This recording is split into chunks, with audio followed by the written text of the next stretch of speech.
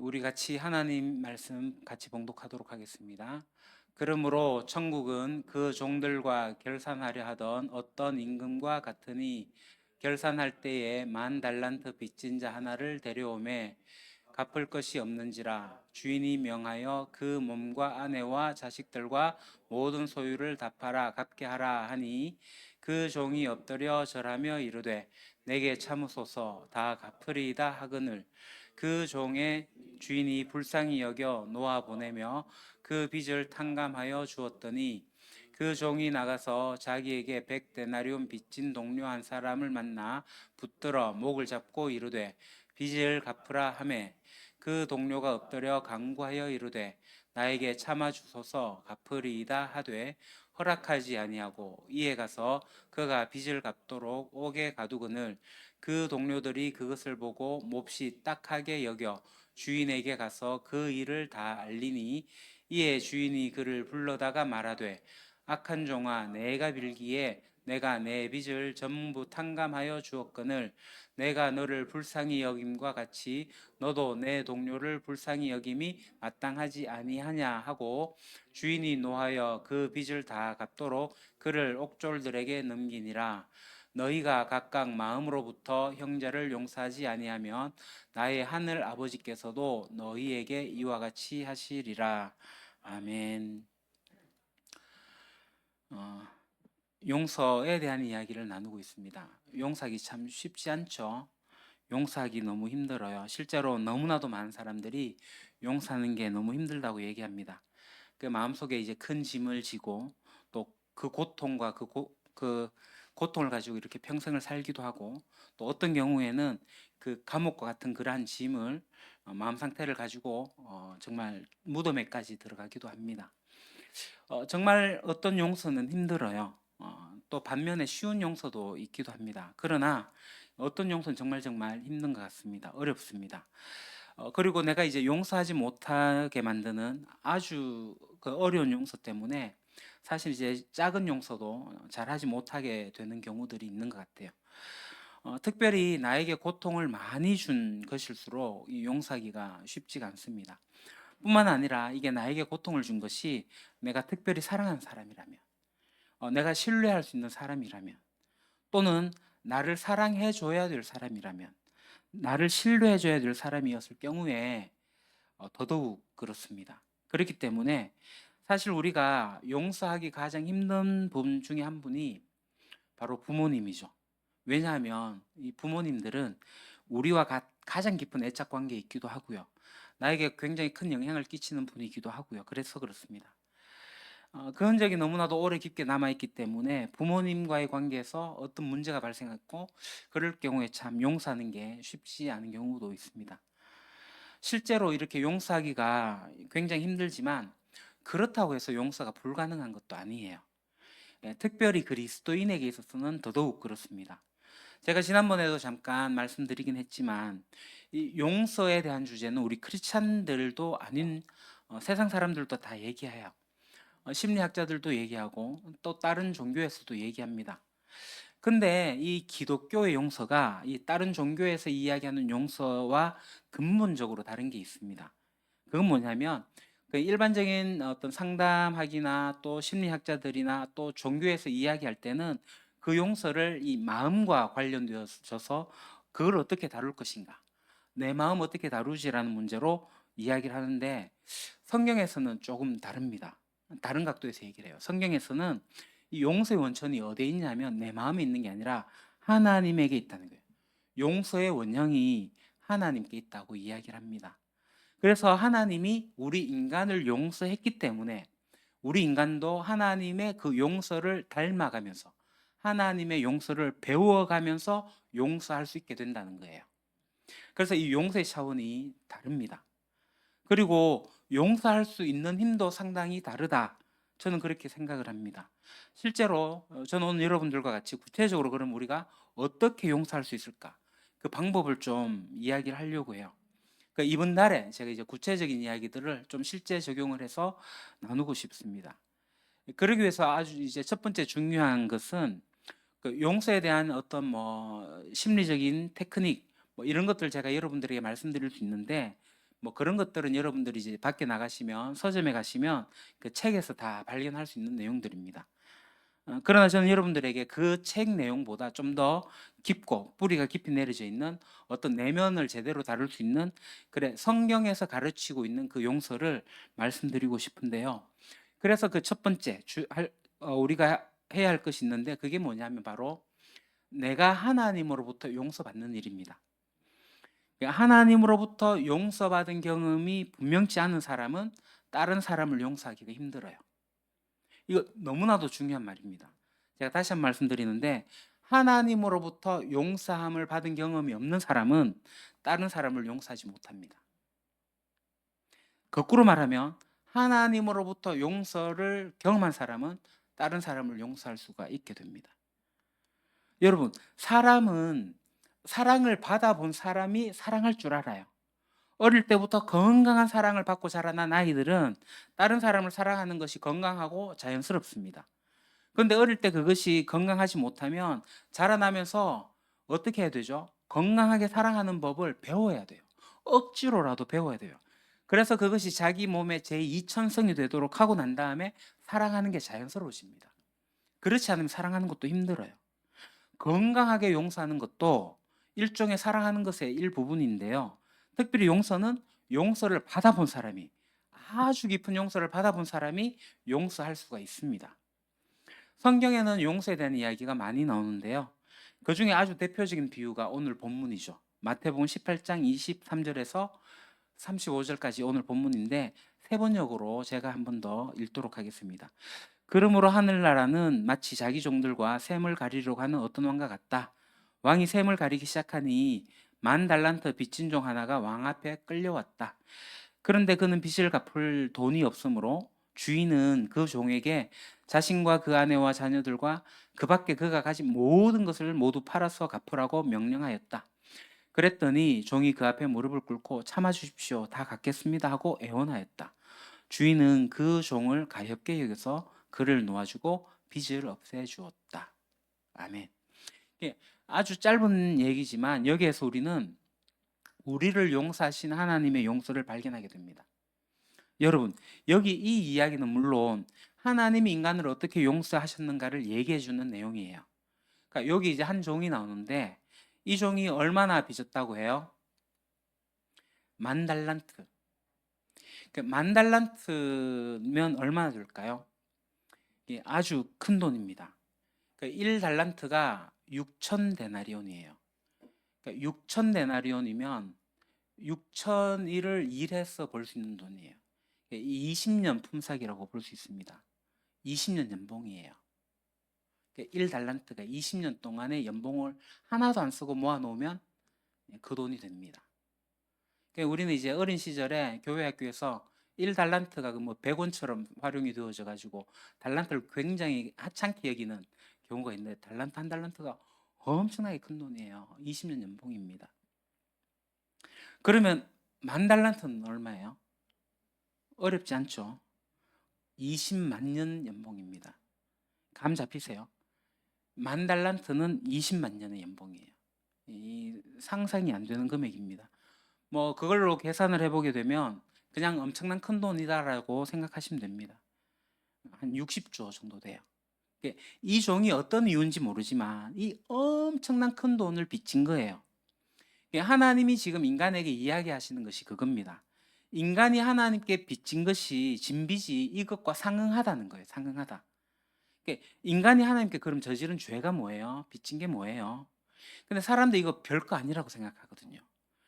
사람들은 하나님 관계에서 큰 일이 없다라고 생각하거든요. 근데 아주 단순하게 생각해서 제가 늘 얘기하지만 전 우주와 온 우주와 내 인생의 주인이 누구예요? 하나님이세요. 근데 우리는 이 우주와 내 인생의 주인이 나인 것처럼 살아갑니다.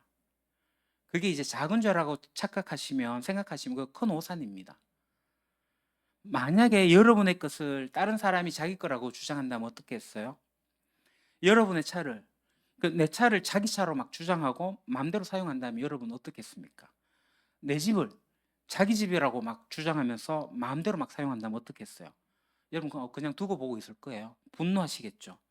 내 차를 허락도 없이 그냥 끌고 나가가지고 뭐 어디 쾅 부딪히고 엉망으로 만들어 놓고 갖다 놓으면 그 괜찮으세요? 분노하죠. 그 차조차도 그렇게 막 분노할 상황인데 전 우주의 주인이시고 내 인생의 주인이신 하나님께서 내가 거기에 들어와 가지고 내 맘대로 내 인생을 내가 망가뜨리고 내 인생을 통해서 내가 또 다른 사람을 망가뜨리고 이 사회와 문화를 망가뜨리는 일을 거침없이 해대고 있는 나를 보게 될 때, 이런 세상 사람들을 보게 될 때 이거 작은 일이라고 생각하십니까? 1만 달란트라고 하는 그 20만 년에 해당되는 이 품삯이 우리가 하나님께 갚아야 될 것입니다. 근데 사람들이 이 문제를 굉장히 가볍게 생각하거든요. 근데 딱 한 가지 이 문제만 해결되면은 이 심각한 문제는 바로 바뀝니다. 자, 여러분 한번 보십시오. 하나님이 정말 존재하시고, 자, 하나님이 이 세상을 만드셨고, 또 하나님이 나를 만드셨다는 이 사실이, 이 사실만 분명하게 존재한다면 이 굉장히 이 문제는 심각한 문제거든요. 그러니까 하나님의 주권을 찬탈한 것은 엄청난 문제입니다. 성경에서 그렇게 얘기합니다. 성경은요, 이걸 뭐 여러분들에게, 우리들에게 설득하려고 하지 않습니다. 하나님이 세상을 만드셨다. 하나님이 우리 인생의 주인이시다. 라고 성경은 이야기합니다. 그런데 그 주권을 찬탈하고 우리가 하나님을 거역하고 하나님을 모욕하고 내 맘대로 살고 그뿐만 아니라 나뿐만 아니라 내 주변에 있는 사람들의 삶을 망가뜨리는 그 삶에 대해 가지고 하나님은 그게 1만 달란트 빚진 거다라고 얘기하시는 거예요. 근데 참 놀라운 건요, 이 예수님의 비유에서 굉장히 중요한 부분, 짧게 얘기한 부분이 있습니다. 27절에 보면요, 주인이 그 종을 어떻게 했다고요? 가엾게 여겼어. 가엾게 여겼어. 짧은 말로 가엾게 여겼다 그럽니다. 자, 1만 달란트가 20만 년에 해당되는 품삯이잖아요. 그러면 이 왕에게도, 이 비유에 나타나는 왕에게도 그것은 아무리 왕이 부유하다 할지라도 이 왕에게 엄청나게 피해를 주는 금액입니다. 그죠? 왕에게도 엄청나게 피해를 주는 금액인데도 불구하고 왕이 이 사람을 가엾게 여겼어. 불쌍히 여겼다 그랬습니다. 왜요? 이 사람이 갚을 능력이 없으니까. 이 사람이 갚으려면 자기 자식과 자기 아내와 뭐 모든 것들을 다 팔아요. 그래도 못 갚아요.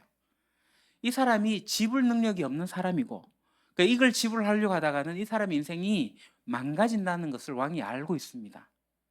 그래서 가엾게 여겼다. 이 짧은 한마디가 나오는 거예요. 근데 하나님께서 우리 인간에게 그렇게 하시는 겁니다. 여러분 생각해 보십시오. 하나님의 주권을 찬탈하고 하나님을 무시한 이 죄를 도대체 우리가 무엇으로 회복하고 어떻게 갚고 어떻게 상환할 수 있다고 생각하십니까? 인간이 하나님에게 저지른, 하나님을 무시하고 그 하나님뿐만 아니라 자기 자신과 자기 주변에 있는 사람들에게 끼치는 그 해악들이 얼마나 많은데요. 근데 그러한 상황을 우리가 어떻게 갚아낼 수가 있습니까? 우리에게 그러한 상환할 능력이 있다고 생각하십니까? 우리를 막 회복시켜가지고 원상 상태로 만들 가능성이 있다고 여러분 생각하세요? 우리한테 그게 없습니다. 그거 우리가 다 그냥 짊어져야 돼요. 지난번에 얘기한 것처럼 하나님의 진노가 있을 수밖에 없는 거예요. 하나님의 진노가 이 사람들의, 이 세상 가운데 있게 되는 거예요. 하나님의 공의로운 심판이 우리 인간들에게 와야 된다고요. 그런데 이 사람들을 보고 하나님께서 어떻게 하셨다고요? 아, 이놈들 한번 당해봐라. 너네들이 잘못하면 어떻게 되는지, 나를 무시하면 어떻게 되는지 한번 당해봐라. 그러신 하나님이 아니라고 성경은 이야기합니다. 성경에서 뭐라고 얘기한다고요? 가엾게 여기셨어. 우리를 불쌍히 여기셨어. 우리가 지불할 능력이 없어 스스로 문제를 해결할 수 없는 우리들을 그냥 불쌍히 여기신다고 그러세요. 그걸 불쌍히 여긴 다음에 어떻게 하세요? 놓아주고 빚을 없애주었다. 이 성경에는 기록이 안 돼 있어요. 20만 년에 해당되는 연봉을 이 왕이 날려버린 거예요. 앞서 얘기한 것처럼 20만 년 연봉이면요, 1년 연봉 3천만 원으로 계산하면 60조 원입니다. 60조 원. 왕이 그거 손해본 거예요. 왕의 고뇌, 왕의 고통 이런 얘기가 여기에 나오진 않습니다. 그냥 뭐라고 나와 있냐면 그냥 놓아주고 빚을 없애주었다. 이 얘기가 뭐예요? 그러니까 하나님이 우리를 불쌍히 여기시고 우리의 빚을 탕감해 줬다고 하는 이 얘기. 다시 말해서 본인은 어떻게 된 거예요? 그만큼 손해를 봤다는 얘기입니다. 여러분, 하나님은 우리의 빚을 탕감하기 위해 가지고 엄청난 손해를 보셨어요. 지난번에 말씀드렸지만 하나님은 굉장히 부당한 용서를 하셨어요. 우리의 죄를 탕감하기 위해서, 우리를 용서하기 위해서 하나님이 부당한 일을 하셨는데 그게 뭐예요? 자신의 아들을, 자신의 아들이신 예수 그리스도를 희생시켰습니다. 이건 세상에서 가장 부당한 방법입니다. 있을 수 없는 용서예요. 이것은 하나님께 있어서 더 이상 있을 수 없는 손실입니다. 더 없는 손해예요. 근데 그렇게 하기로 하나님께서 작정하셨어요. 딱 한 가지 이유 때문에. 뭐 때문에요? 우리를 가엾게 여겨서. 그러니까 우리가 하나님의 사랑을 이해할 수 있을까요? 죽을 때까지. 그러니까 하나님의 그 사랑 한 조각이라도 우리가 이해할 수 있을까요? 전 못할 거라고 생각합니다. 나 같은 사람을 위해서, 우리 같은 사람을 위해서 엄청난 손해를 하나님께서 감수하셨어요. 그게 하나님의 용서입니다. 그래서 우리가 먼저 누구를 용서하려고 하기 전에 우리가 진짜 반드시 점검해야 될 것은, 경험해야 될 것은 바로 그 하나님 앞에 내가 용서를 받는 거예요. 근데 제가 오늘 이야기하려고 하는 주제는 그게 아니에요. 만약에 여러분들이 진짜 그리스도인이라면, 여러분들이 정말 하나님을 정말 받아들였다면 이 용서의 경험이 있으실 거예요. 1만 달란트에 해당되는 절대로 내가 갚을 수 없는 그 빚을 예수님이 대신 갚아주셔가지고 내가 자유케 되는 경험을, 내가 있어야 될 원래의 그 자리로 돌아가는 경험을, 그것을 하게 된 것이 바로 우리 그리스도인입니다. 그 그리스도인이 출발점이 그거예요. 만약 여러분들 가운데서 아직 그런 경험이 없으시다면, 그런 경험이 지금 분명치 않다면 다시 한 번 더 복음에 좀 집중해 보시기 원합니다. 풍성한 삶으로의 초대를 다시 한다든지, 하나님 나라의 도전으로 다시 들어오시든지, 저를 찾아오셔도 되고 구역장님들 찾아가셔도 되고 한 번 더 해보시기를 강권합니다. 제일 먼저 중요한 것은 이 하나님의 용서하심을 경험하는 거예요. 1만 달란트, 내가 절대로 갚을 수 없는 그 빚, 그것이 탕감되는 경험을 하는 거예요. 내가 하나님으로부터 용서받는 일을 경험하셔야 돼요. 자, 그러고 나면 두 번째로 이걸로 끝나는 게 아니라 어떻게 해야 된다고요? 하나님으로부터 용서를 배우기 시작하셔야 돼요. 자, 에베소서 4장 32절 같이 한번 읽어보겠습니다. 시작. 서로 친절히 대하며 불쌍히 여기며 하나님께서 그리스도 안에서 여러분을 용서하신 것과 같이 서로 용서하십시오. 아멘. 여기 뭐라고 나왔냐면 우리도 서로 용서를 해야 되는데 어떻게 용서하라고 나와 있어요? 하나님께서 그리스도 안에서 여러분을 용서하신 것과 같이. 그래서 여기서 우리는 하나님의 용서가 어떤 건지 조금 더 검토해 볼 필요가 있습니다. 그래서 이 용서, 하나님의 용서, 이 용서하는 걸 가지고 우리가 그 용서하는 것을 배워야 돼요. 실제로 놀랍게도 이 심리책이나 어떤 상담책에서 얘기하는 이 용서의 방법은 이 하나님을 빼고 흉내낸 것들입니다. 물론 그 이제 학자들이 뭐 기독교의 용서 방법을 배우고 난 다음에 거기서 하나님을 빼고 심리책을 쓴 건 아닙니다. 근데 인간의 이 심리 상태를 이렇게 연구해 보니까 이렇게 용서하는 게 제일 낫더라. 놀랍게도 그게 하나님을 빼면 이 기독교적 용서의 방법과 닮아 있는 거죠. 근데 오늘 이 시간에는 우리가 이 하나님께 용서받는 거, 그리고 하나님의 용서가 어떤 건지를 아는 게 굉장히 중요하다고 생각합니다. 그래서 중요한 요소 3가지가 있는데 이 요소를 여러분 잘 기억하시면 좋겠어요. 첫 번째, 하나님은 우리를 용서하시기 전에 고통받으셨고 분노하셨어요. 이게 굉장히 중요한 요소입니다. 자, 하나님은 이 정의, 하나님의 정의가 훼손된 것에 대해 가지고 제자리에 있어야 될 것이 이탈된 것에 대해 가지고, 그래서 사람들이 그것 때문에 고통당하고 어려워하고 이 세상 피조물이 허무에 젖어 있는, 그래서 망가지고 있는, 깨어져 있는 이 모든 것에 대해 가지고 그것이 곧 하나님의 주권이 무시되는 것이기 때문에 하나님은 분노하세요. 하나님이 그것 때문에 마음 아파하시고 고통하세요.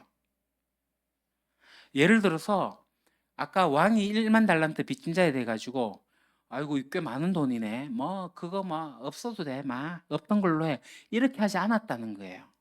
나중에 보고받고 나서 어떻게 했어요? 이 만 달란트 하는 게 빚진 게 갚아지지 않았던 걸 알고 어떻게 해요? 죄인을 불러갖고 다 갚아야 된다고, 아니면 형무소에 집어넣겠다고 그렇게 얘기를 하거든요. 여러분, 하나님은 우리를 용서하시기 전에 우리가 저지른 이 죄에 대해서 분노하셔요. 고통하세요. 그 분노는 의분입니다. 공분이라고 하는 겁니다. 그걸 하나님 갖고 계시다는 것을 잊으시면 안 돼요. 그런데 두 번째 중요한 요소가 있습니다. 이 두 번째 중요한 요소는 하나님이 우리 인간을 깊이 이해하신다는 거예요. 분노하시고 고통하시지만 우리 인간을 이해하세요. 우리에게 지불 능력이 없다는 것을 하나님께서 이해하셨어요. 이게 굉장히 중요한 요소입니다. 우리가 이 문제를 해결할 수 있는, 그러니까 자력으로 해결할 수 있는 능력이 없다는 것을 하나님께서 아세요. 그래서 하나님께서 어떻게 하세요? 용서하기로 결단하셨어요. 여기에 용서하기로 결단했다. 용서하기로 결단했다는 이 말은 다른 말로 은혜를 베푸셨다. 그러니까 은혜라는 건 뭐예요? 값없이 준다는 거 아닙니까? 값없이 준다는 게 뭐예요? 저도 이번 용서에 대한 시리즈를 공부하면서 이게 처음으로 이제 저한테 와닿는 게 있었어요.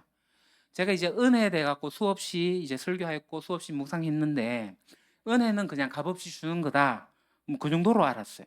근데 이번에 제가 깨달은 게 뭐냐면, 하나님께서 이 값없이 주시기 위해서 하나님은 손해를 감수하셨다는 거예요. 저는 무조건 하나님이 나한테 값없이 은혜를 주신다고 생각해서 그것만 기뻐했어요. 근데 하나님이 나한테 값없이 주실 때는 그 값만큼 하나님께서 손해를 보신다는 거예요. 하나님께서 그 손해를 감수하셨다는 거예요.